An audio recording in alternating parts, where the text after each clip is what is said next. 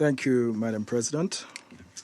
Madam President, allow me at the outset to congratulate you on the United States presidency of this month, and allow me to wish you every success. Madam President, distinguished members of the Council, I'm grateful to you for giving me the floor to brief you on the situation in Central Africa and on the activities of the United Nations Regional Office for Central Africa, UNOCA, since the publication of the report that you have before you.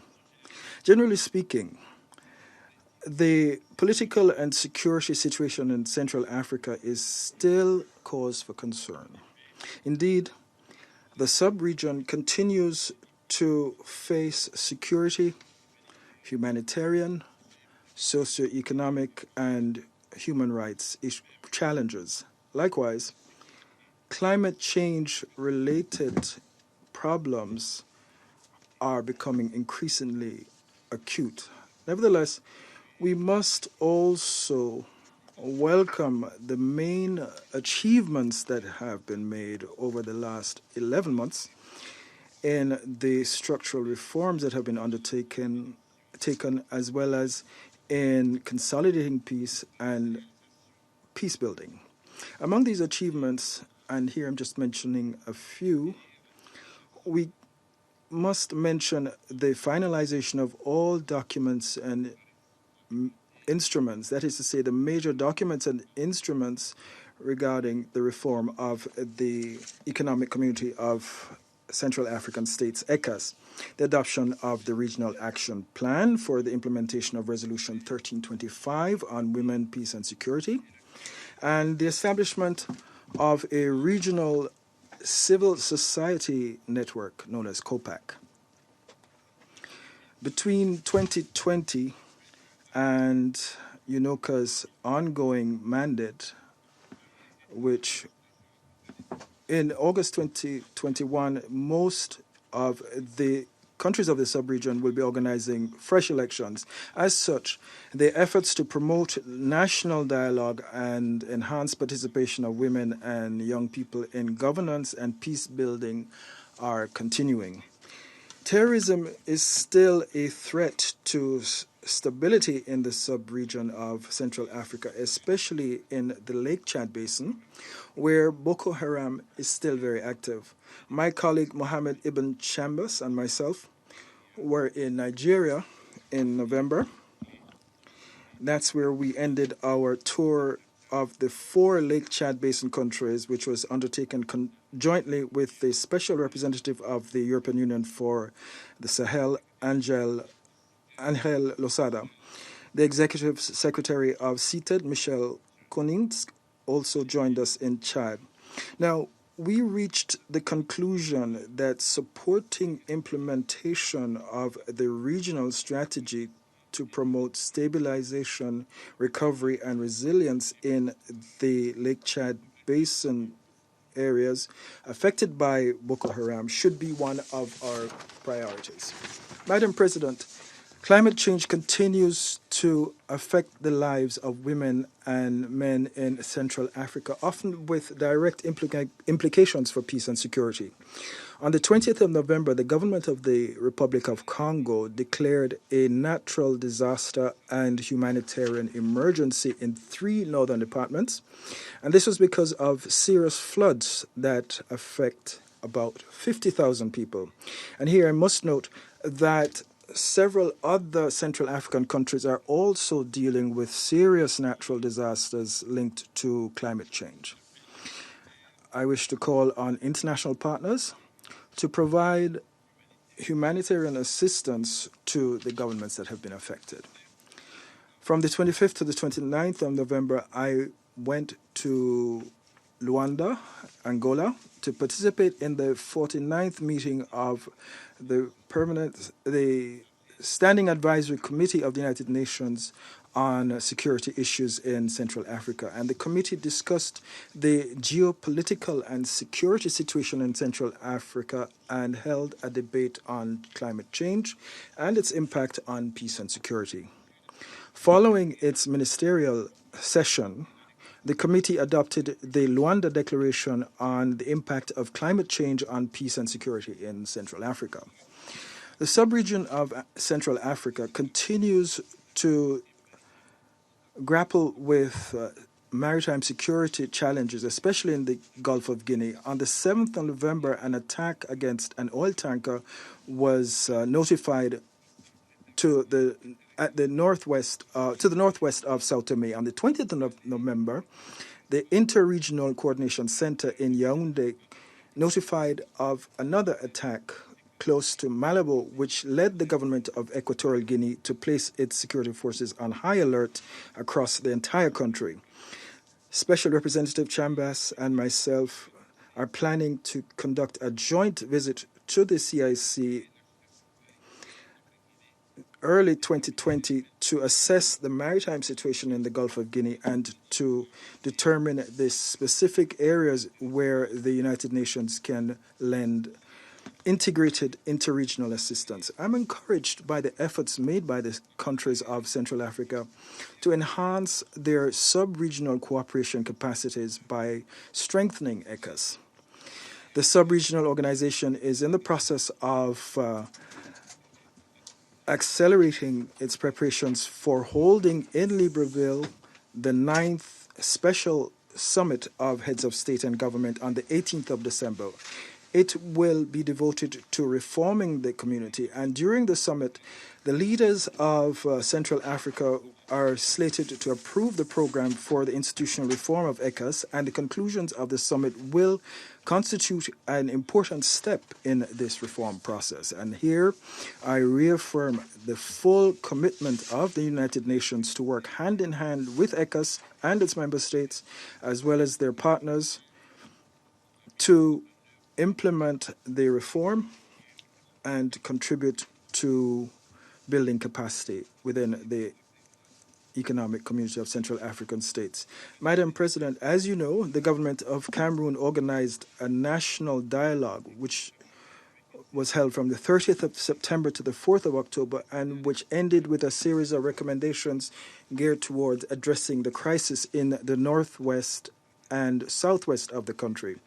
However, I'm still concerned at the level of violence that continues to threaten the lives of Cameroonians, and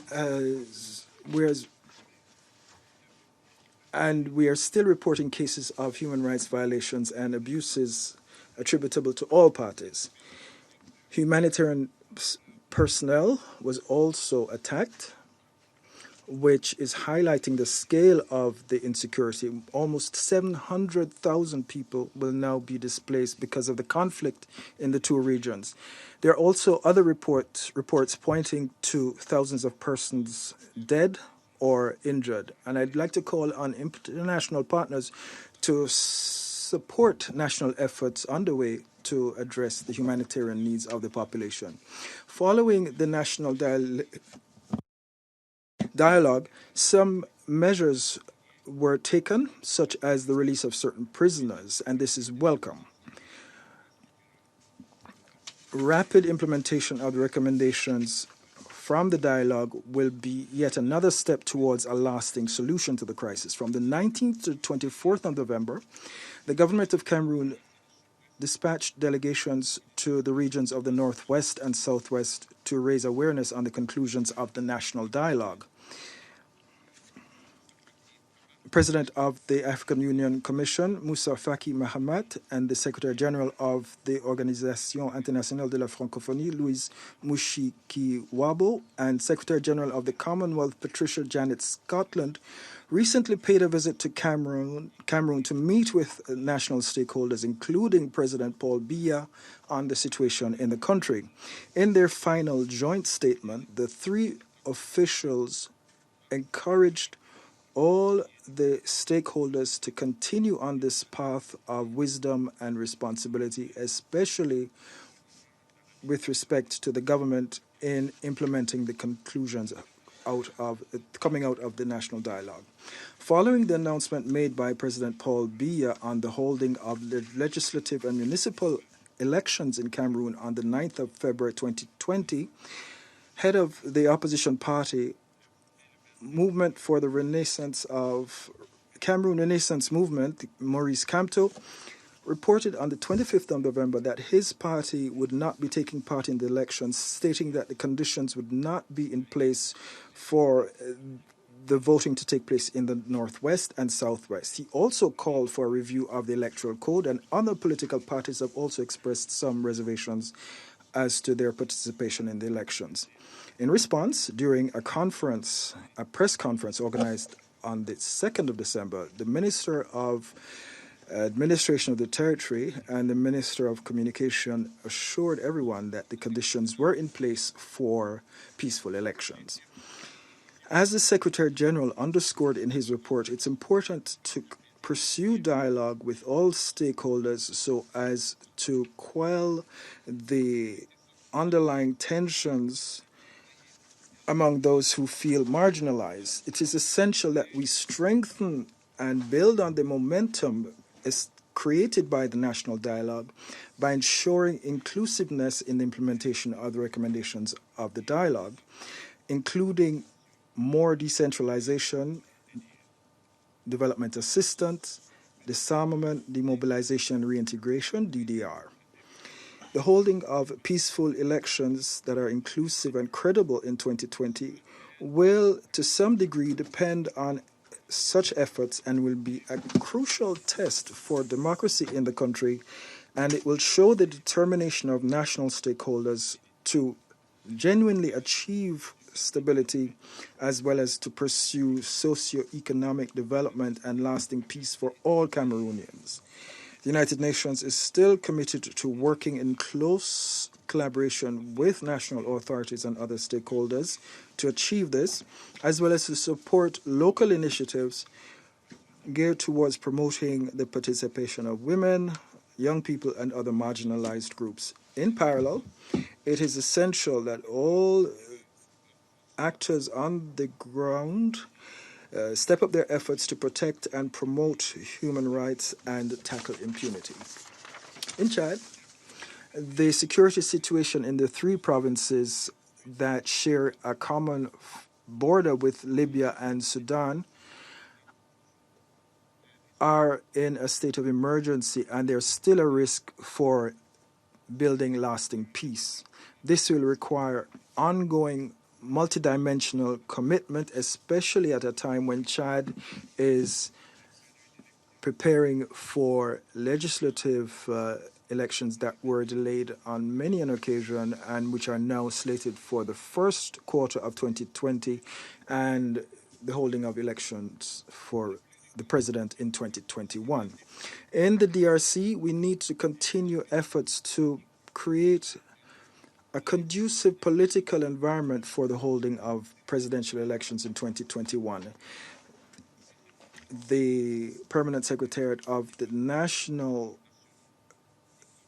Council for Dialogue is continuing its consultations with a wide range of national stakeholders, including political parties and civil society, with the support of the United Nations through the Peace Building Fund to prepare an inclusive national dialogue planned for 2020. And here I call on all the stakeholders to continue to pool their efforts to contribute to the holding of a genuinely inclusive and constructive dialogue which will create conducive conditions for peace building and conditions that are conducive to the holding of peaceful, inclusive, and credible presidential elections. Unwavering international assistance to stabilize the Pool region is also necessary, as well as financial contribution, which is essential for the government to effectively implement the DDR program. Distinguished members of the Council, I would like to reiterate my appreciation to the Security Council for its continuous support to UNOCA and myself to facilitate the implementation of our mandate. Your support was, once again, evidenced through the presidential statement of 12 September 2019, welcoming the conclusion of UNOCA's strategic review. DPPA and UNOCA are working together in cooperation with relevant UN entities to ensure the full implementation of the strategic review recommendations. We'll continue to update you as appropriate. Thank you for your attention.